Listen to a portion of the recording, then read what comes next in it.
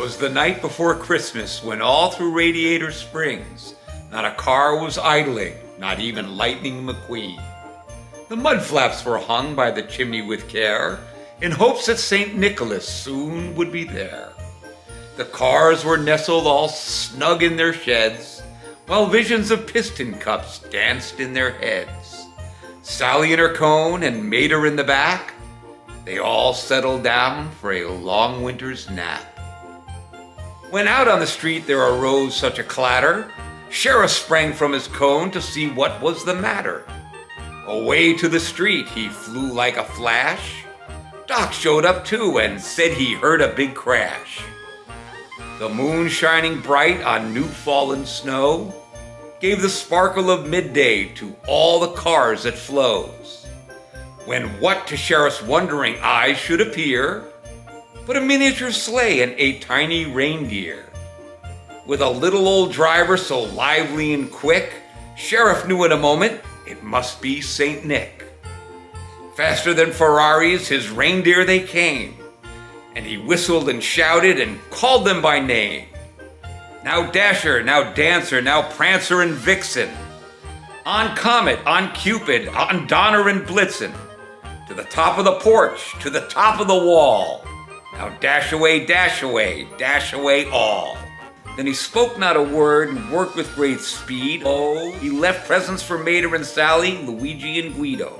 He left gifts for Lightning and the rest of the crew. Then he gave a nod, and up the chimney he flew. He sprang to his sleigh, his whip let out a crack, and away they all flew like a racer down the track.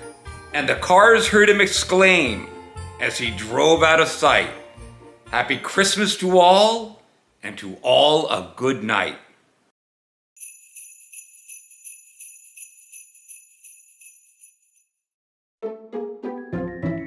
Every car down in Radiator Springs liked Christmas a lot, but Chick Hicks, who lived just north of Radiator Springs, did not. Chick Hicks hated Christmas the whole Christmas season. Now please don't ask why, no one quite knows the reason. It could be perhaps that his tires weren't screwed on just right. It could be his fenders were rusted too tight. But I think the most likely reason of all may have been that his gas tank was 2 sizes too small. Whatever the reason, his tires are gasoline, he stood there on Christmas Eve hating Lightning McQueen. Staring down from his cave with a sour Chick Hicks frown at the warm lighted windows below in their town. For he knew every car in Radiator Springs beneath was busy now hanging a mistletoe wreath. And they're hanging their stockings, he snarled with a sneer. Tomorrow is Christmas, it's practically here. Then he growled with his Chick Hicks engine humming, I must find a way to keep Christmas from coming. For tomorrow, he knew, all the car girls and car boys would wake bright and early. They'd rush for their toys. And then, oh, the noise, noise. That's the one thing he hated, the noise. And then the cars, young and old, would sit down for a feast. And they'd feast, and they'd feast, and they'd feast.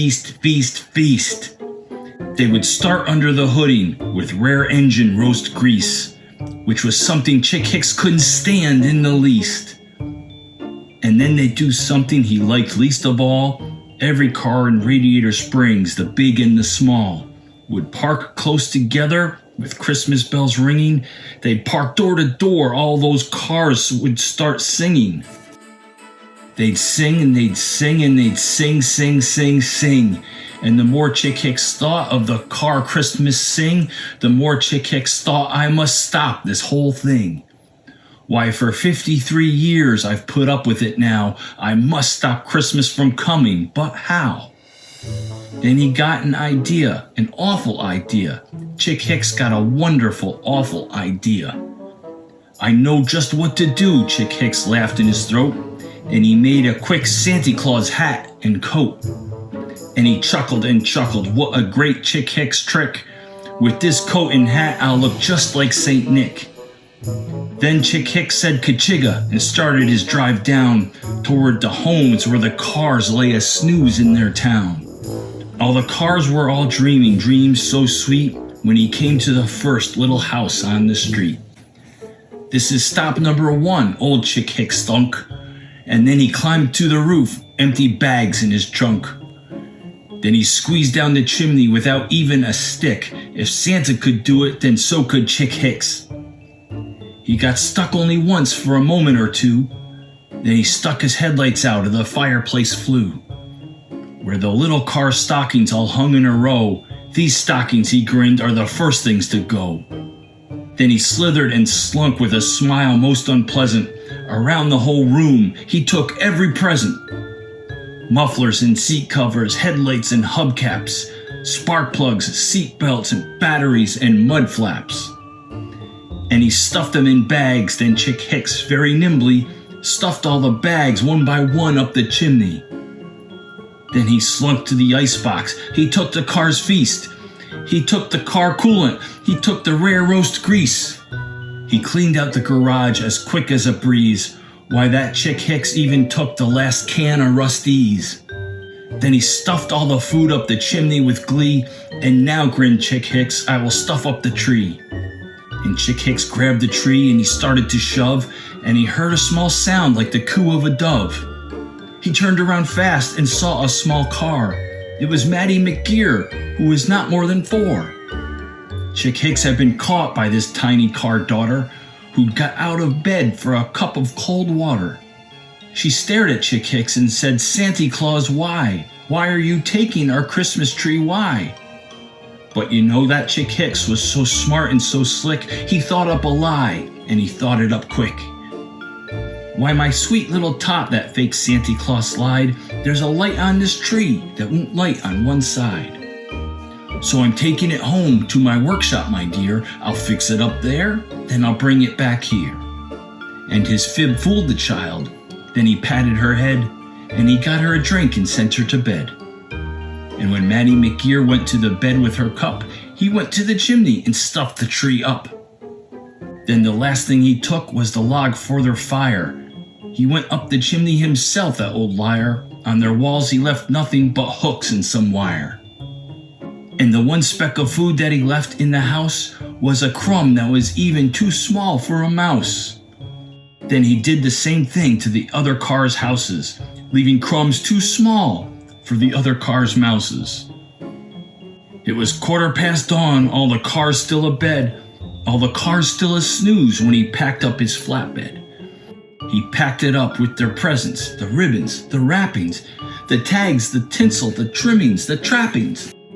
3,000 feet up the side of Mount Crumpet, he rode to the very tip-top to dump it. Pooh-pooh to the cars, he was chick-ishiously humming. They're finding out now that no Christmas is coming. They're just waking up, I know just what they'll do.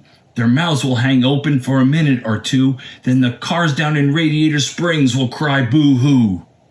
That's a noise, grinned Chick Hicks, that I simply must hear. So he paused and Chick Hicks put a tire to his ear. And he did hear a sound from down below.